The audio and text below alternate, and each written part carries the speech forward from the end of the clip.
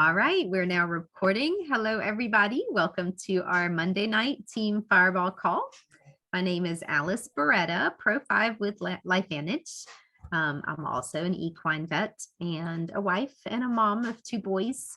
And I'm excited to jump on here and share with you guys some awesome information about longevity. And we all know about longevity due to our products. That's an area of interest for all of us that we love to share with people. But this study that I'm going to share with you is a little different and just amazing information. So before I go too far, I'm going to share my screen. Let's see. There it is. Share screen. Here we are.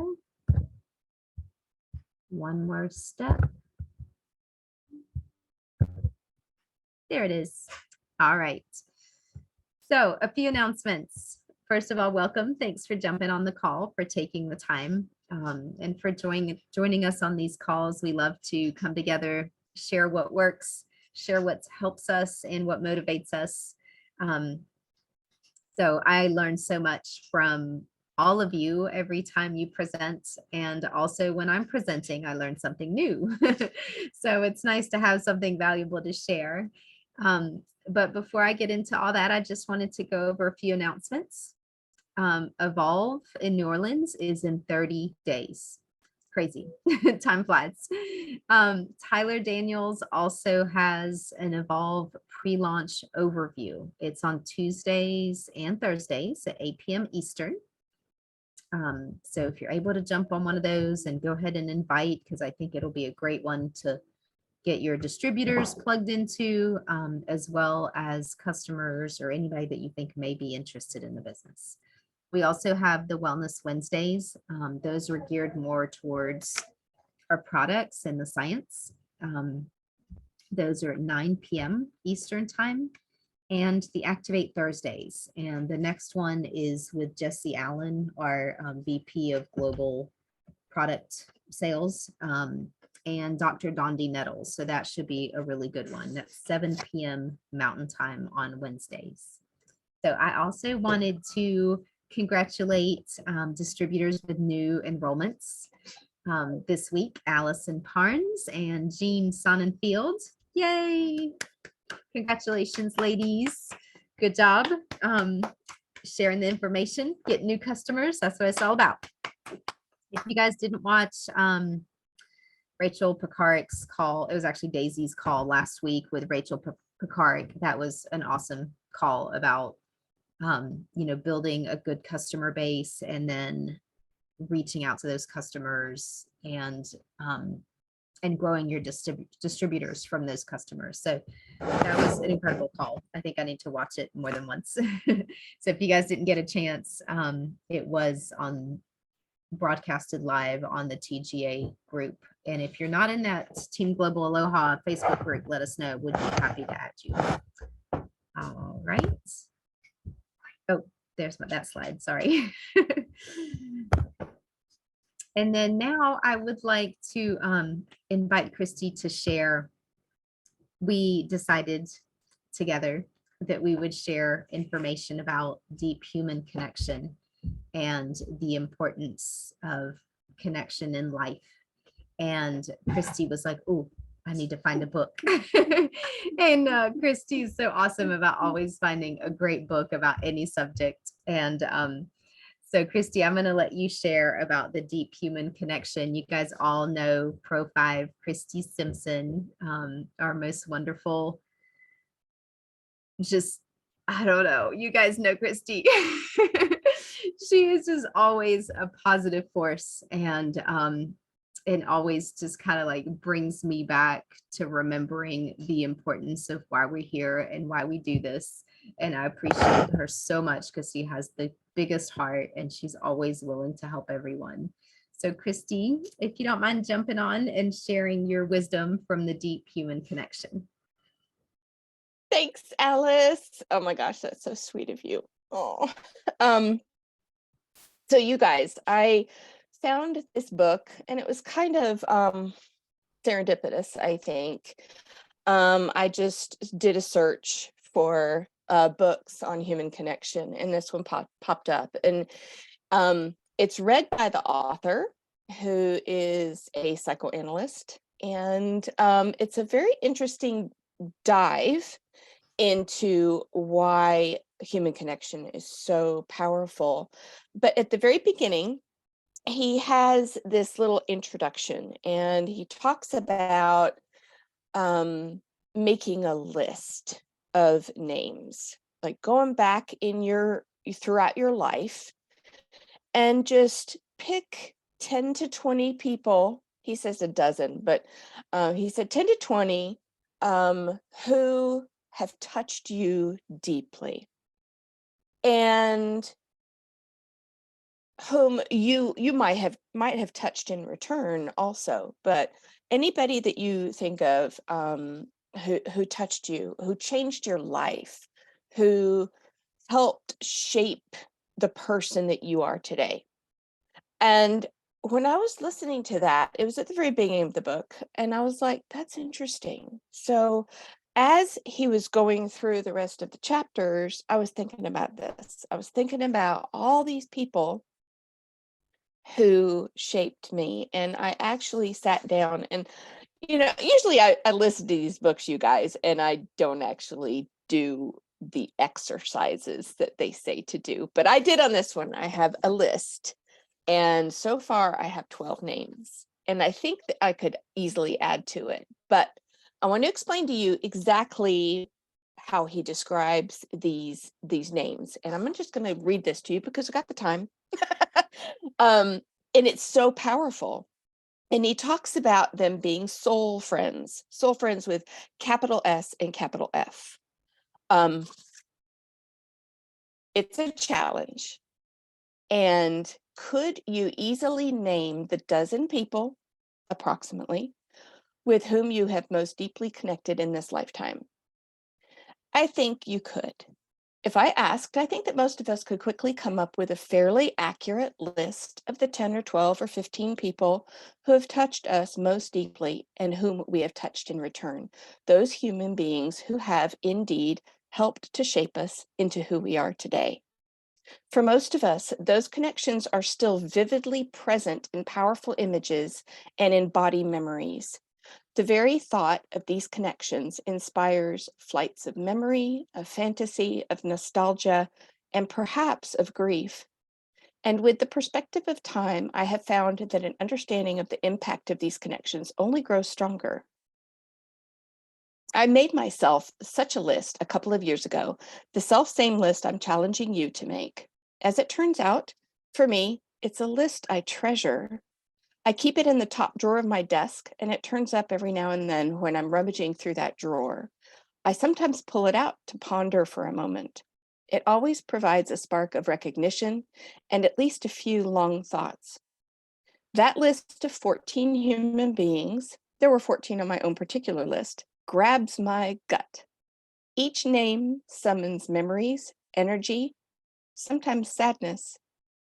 But the combination of all those names together on one list, wow. Together they make up some kind of potent brew that defines me, describes me, and sums me up better than anything else I can imagine. It is not an exaggeration to say it. Those people are my life. Back to you. Will you actually take a stab at writing your own list? Careful though. Trust your gut on this one. A common trap here is to think about who should be on the list. But no, avoid that trap at all costs, or this experiment will not do you any good at all. For just a moment, notice who really is on that list. Without any intervention by the part of your mind that likes to manage these things, go beneath the impulse to censor. Oh, and by the way, there are a couple of people on my own list that I have never even met. Indeed, one of them has been dead for 200 years. Yeah, Ludwig von Beethoven. How could I possibly leave him off the list? Beethoven changed my life. My piano teacher herself noticed it one night. You seem to have some kind of powerful connection with him, with Beethoven. Are you aware of that? Of course I was. but I was moved that she noticed. If you really trust your instincts as you make your list, I'll bet you'll be surprised at who ends up on the page. Some of them you may not even actually like that much.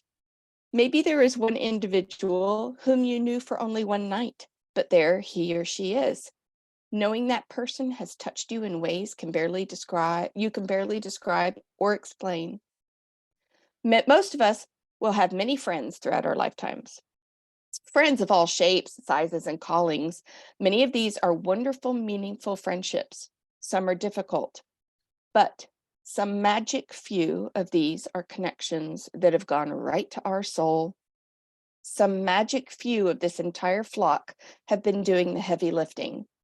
Some magic 5 or 10 or 12 have become remarkably powerful keys to determining who we have become and who we will become. Those few move the inner tectonic plates of our being, our personalities, our souls. These are the people I call soul friends. So I've made my list.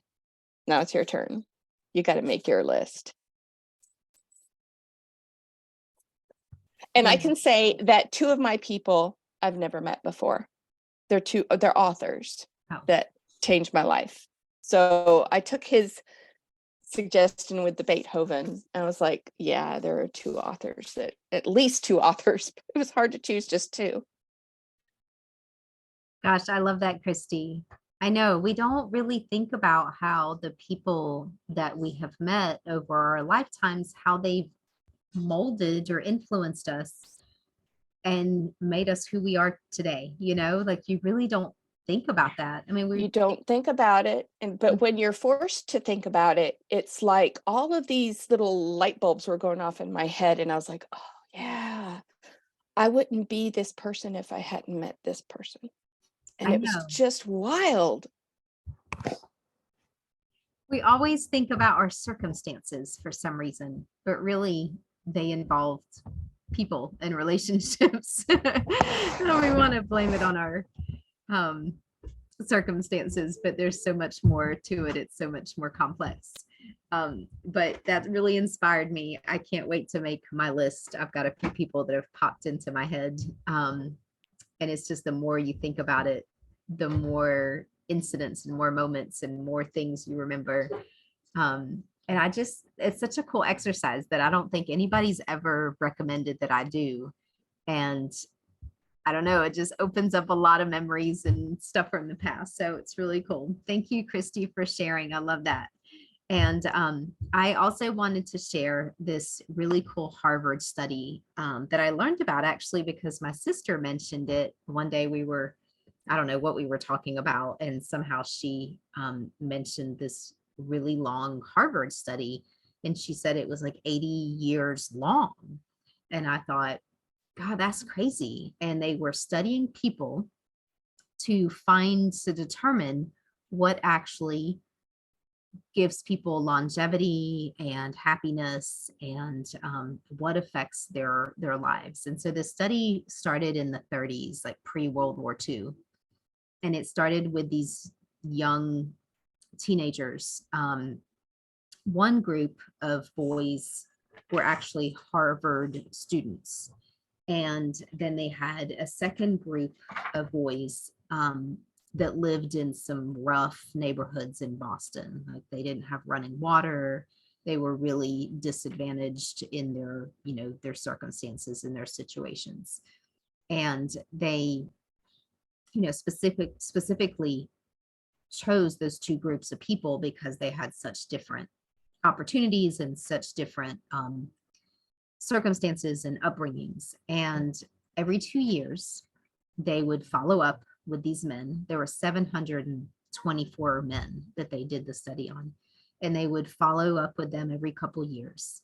And they followed them in a lot of different ways. They did like brain scans, they did blood tests, they followed their medical records. They even interviewed them in person and came into their homes and did like videos of them interacting with their loved ones and interviewed their children and all sorts of stuff. And they talk to their kids just to get like their versions of how they thought their parents were happy, or their fathers, because it was actually an all male study initially.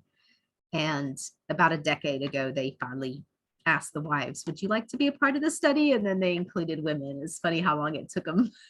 I guess they weren't sure when to bring them in. It might skew the results. But what was very interesting in this long study, which actually they had to have 4 different directors in order to continue the study, because usually studies end because they either lose funding, or the director of the study passes and then it's the end of the study. But they've actually kept this one going for more than 75 years, and they're going to continue it, which is really cool. Out of the 724 men, there's actually 60 that are still alive, although maybe that was a few years ago, so they might not still be alive. But that was still kind of neat. When they presented the study, there were 60 of them that were still alive.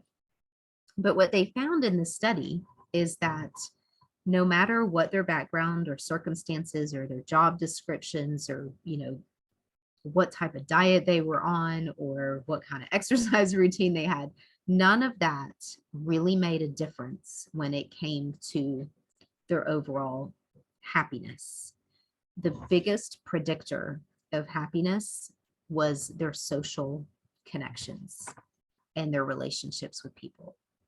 And they found that social connections are good for us, and that loneliness kills. I thought those were really harsh words, but that's what he said. He said people that were connected to their family, their friends, their community were happier, and they were healthier, and they lived longer. And that loneliness was toxic. If they were lonely, their health declined earlier, and their brain capacity diminished. It actually affected their memory and just their cognitive ability.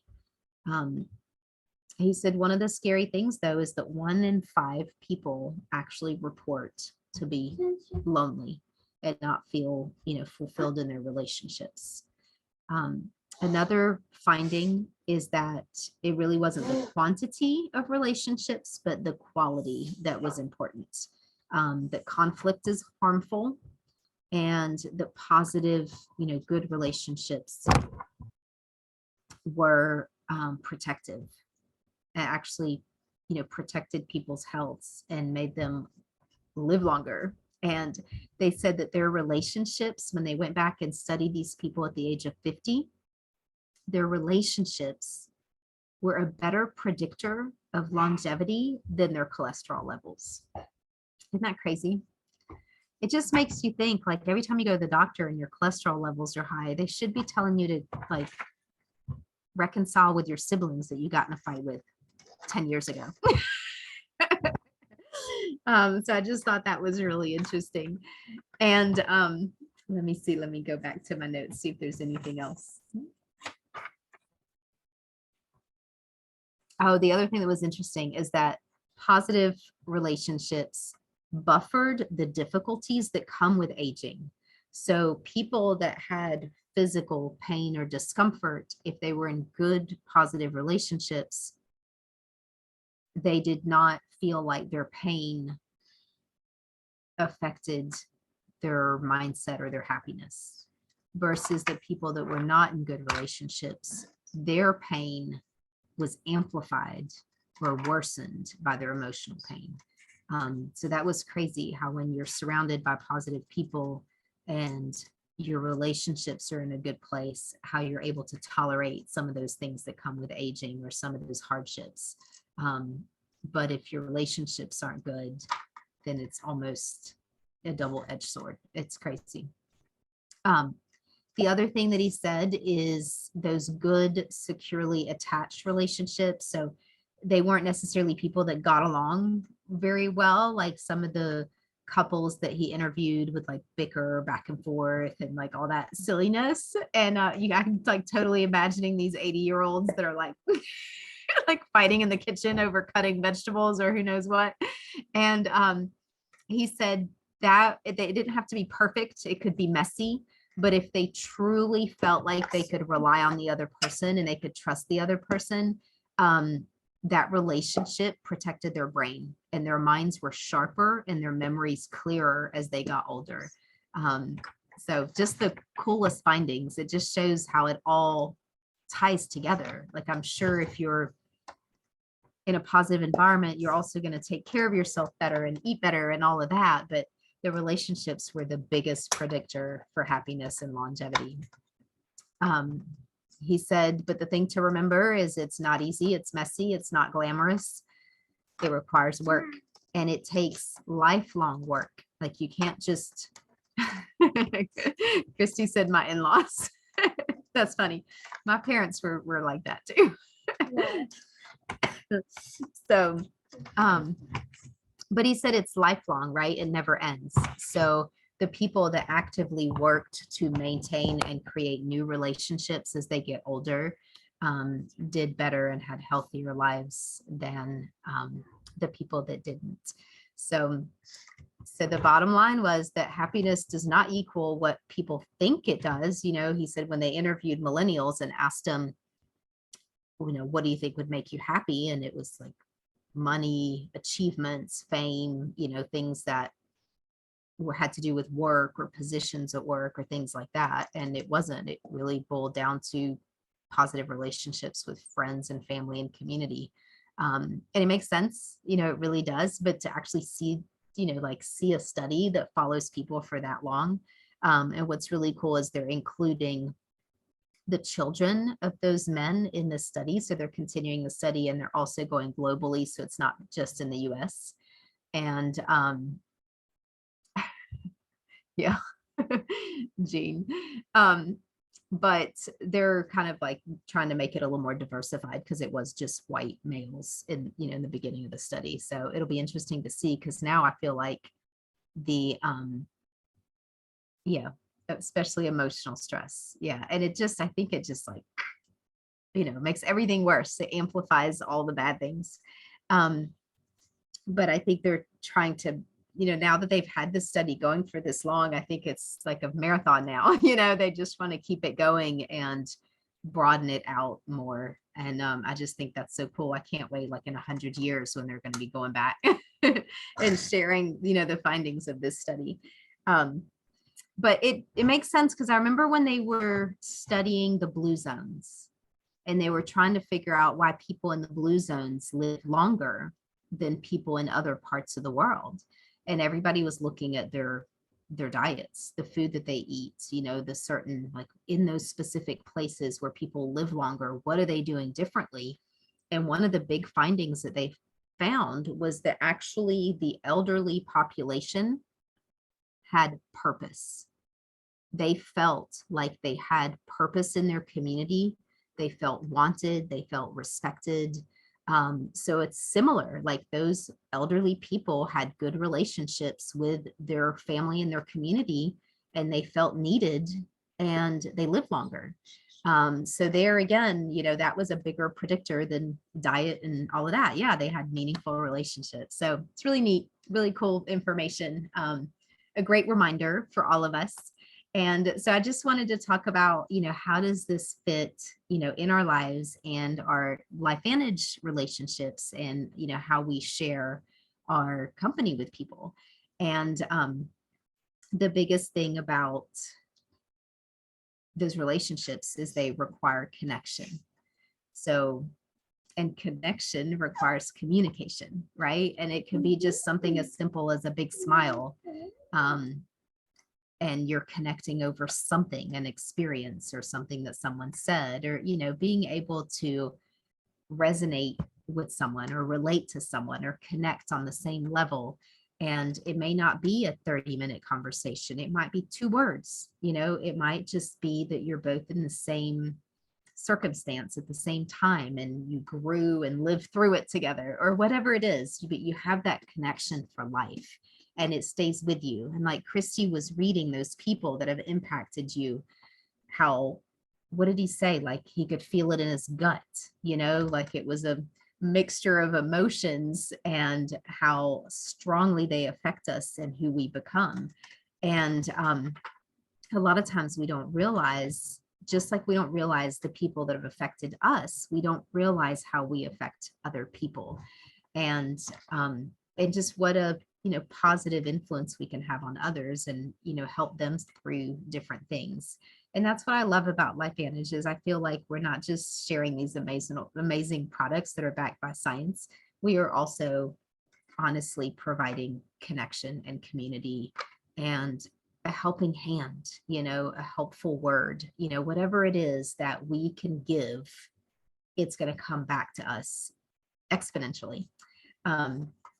So let me see, I have a few more slides that I wanted to share with you guys about, let's see. I think I'm resharing. Hopefully it'll work. Can you guys see it? Yeah, okay, good. All right. So one of the ways that we connect is through conversation. That is one of the harder things for me. My conversation's a little more awkward. Sorry, I'm checking to see what time it is so I don't go way over. I'm kind of going that way for sure, but I'll wrap it up. So conversations, one of the things to think about when you're having a conversation with people is that you want to create conversation in a way that you're thinking of the other person, right? It's about the other person. So conversations, you guys have always heard of form, right? Family, occupation, recreation, and motivation. Super easy to talk about those. It's very easy to ask people, how's your family? How's your mom? Do you have any kids? What do you do for a living? Or, what'd you guys do this weekend? A lot of people will tell you, well, I went skiing, or I like to do this. Then you can be like, oh, where'd you go? I love going there, and you can bring up some childhood memory, so you can kind of start the conversation with those, and then kind of move those questions are going to move you into the sign side of it, which is people's strengths, interests, goals, and then their needs. Because that really is our goal, right? Is to find the need and provide the solution. And so those conversations can lead you into those connections with people, because no matter how amazing our company is or our products are, or what we have to share, how amazing it is, if we don't have a connection with people, then it's just not going to come across like it should. Their minds won't be open, and they're not going to really, really absorb and understand what we have to offer. So in conversation, you want to create the opportunity for the other person to share.